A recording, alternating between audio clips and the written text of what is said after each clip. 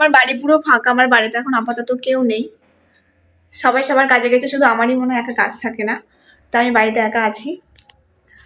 তো আমি কি করবো ভেবে পাচ্ছি না, সত্যি বলতে আমার ভীষণ খিদেও পেয়েছে, আর বাড়ির অবস্থা খুব খারাপ, ঘর বাড়ি গোছাতে হবে। এই যে সব জামা কাপড় মা পুরো ছিটিয়ে রেখে গেছে,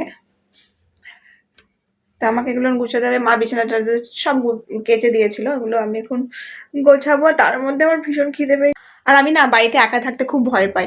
তো মা আমাকে অনেকবার জিজ্ঞেস করলো থাকতে পারবি তো, দিয়ে আমি বললাম হ্যাঁ হ্যাঁ থেকে যাবো।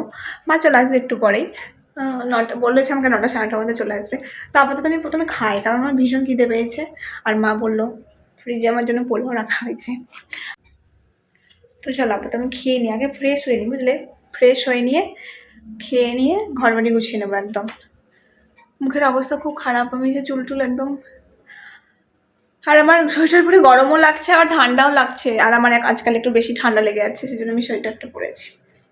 তো দাঁড়া আগে আমি ফ্রেশ হয়ে নিই। প্রসাদ দিয়েছে পোলাও, পোলাওটা আমি খেয়ে দিই। পোলাওটা এতটা ঠান্ডা ফ্রিজে ছিল, ভয় লাগছে আমার খেতে।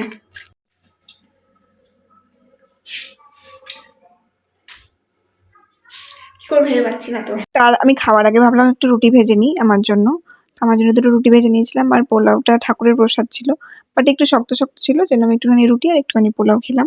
তারপর একটু হাতে সুন্দর করে নেল পালিশ করলাম, একটু ফেস মাস্ক লাগিয়েছিলাম। তো চলো টাটা।